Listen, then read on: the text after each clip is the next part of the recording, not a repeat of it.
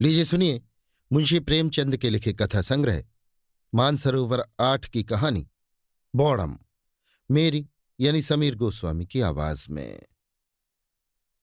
मुझे देवीपुर गए 5 दिन हो चुके थे, पर ऐसा एक दिन भी न होगा कि बौड़म की चर्चा न हुई हो। मेरे पास सुबह से शाम तक गांव के लोग बैठे रहते थे। मुझे अपनी बहुज्ञता के प्रदर्शित करने का न कभी ऐसा अवसर ही मिला था और न प्रलोभन ही। मैं बैठा बैठा इधर उधर की गप्पें उड़ाया करता। बड़े लाट ने गांधी बाबा से ये कहा और गांधी बाबा ने ये जवाब दिया। अभी आप लोग क्या देखते हैं, आगे देखिएगा क्या क्या गुल खिलते हैं। पूरे 50,000 जवान जेल जाने को तैयार बैठे हुए हैं।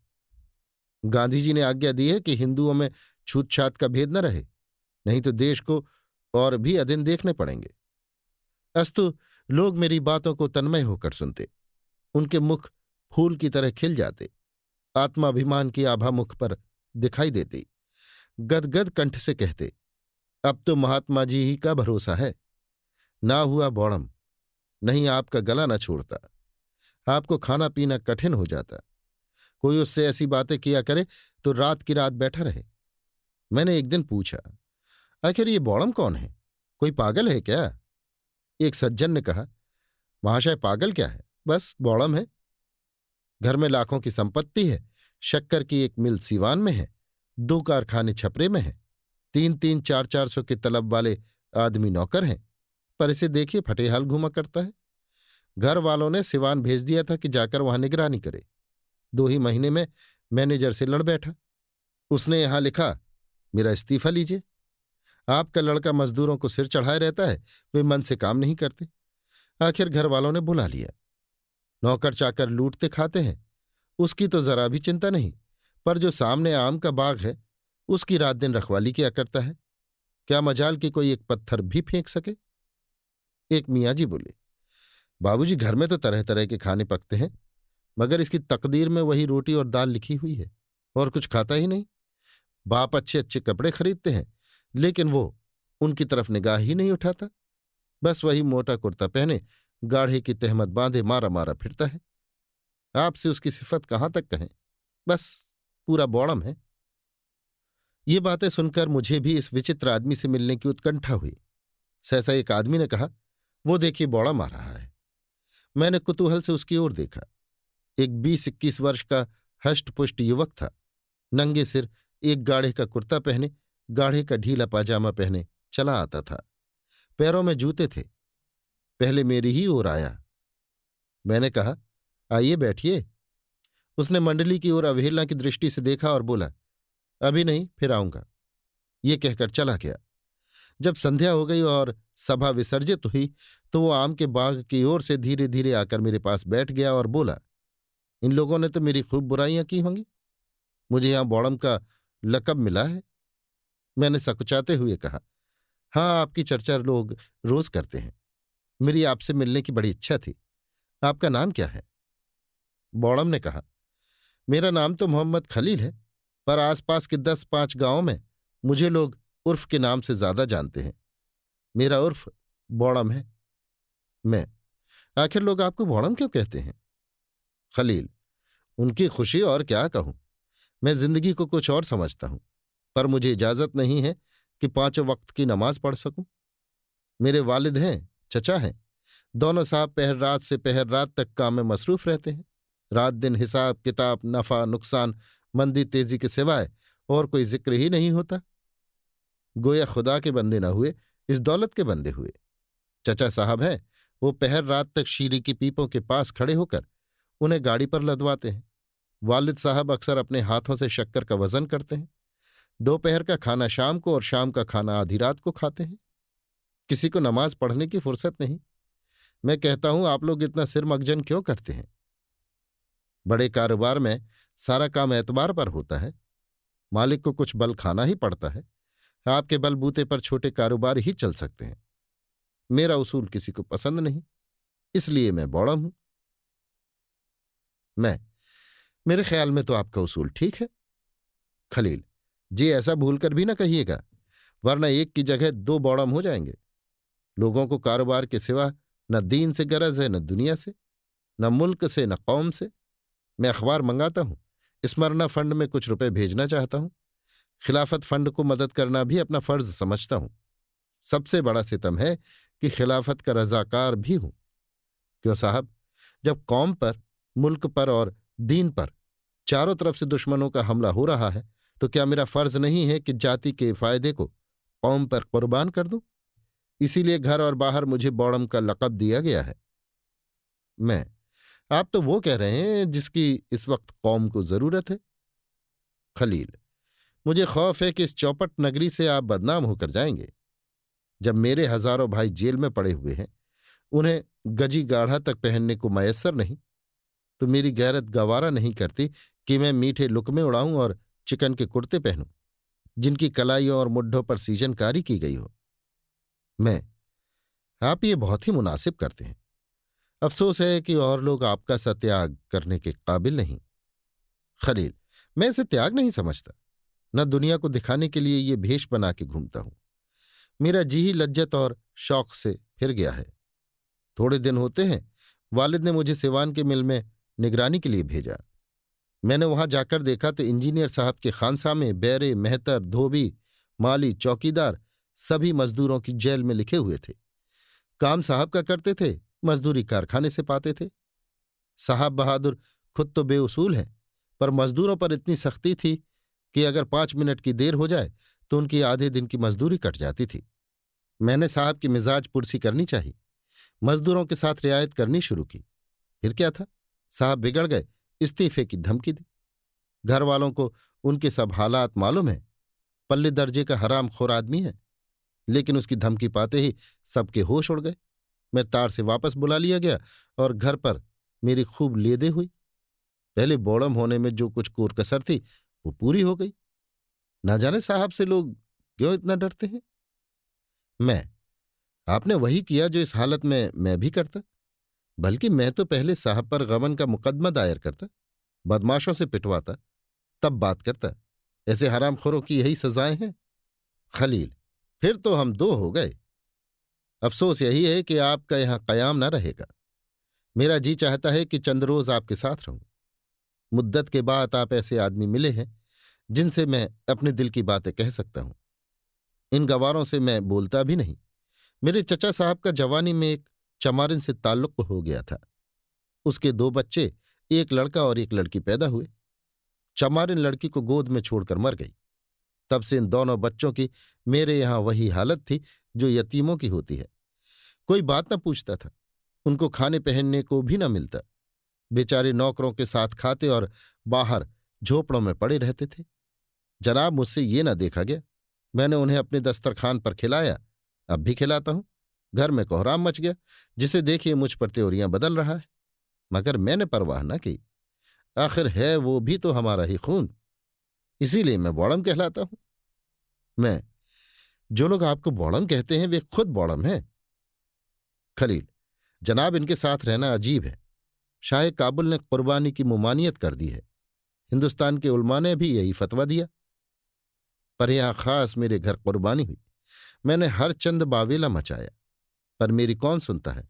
उसका कफारा यानी प्रायश्चित मैंने ये अदा किया कि अपनी सवारी का घोड़ा बेचकर 300 फकीरों को खाना खिलाया, और तब से कसाईयों को गाय लिए जाते देखता हूं तो कीमत देकर खरीद लेता हूं। इस वक्त तक 10 गायों की जान बचा चुका हूं। वे सब यहां हिंदुओं के घरों में हैं। पर मजा यह है कि जिन्हें मैंने गायें दी हैं वे भी मुझे बौड़म कहते हैं।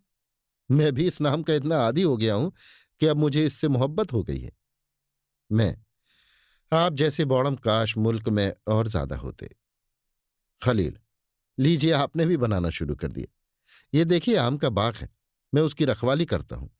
लोग कहते हैं जहां हजारों का नुकसान हो रहा है वहां तो देखभाल नहीं करता, जरा सी बगिया की रखवाली में इतना मुस्तैद। जनाब, यहां लड़कों का ये हाल है कि एक आम तो खाते हैं और 25 आम गिराते हैं। इतने ही पेड़ चोट खा जाते हैं और फिर किसी काम के नहीं रहते। मैं चाहता हूं कि आम पक जाएं, टपकने लगे, तब जिसका जी चाहे चुन ले जाए। कच्चे आम खराब करने से क्या फायदा। ये भी मेरे बौड़मपन में दाखिल है।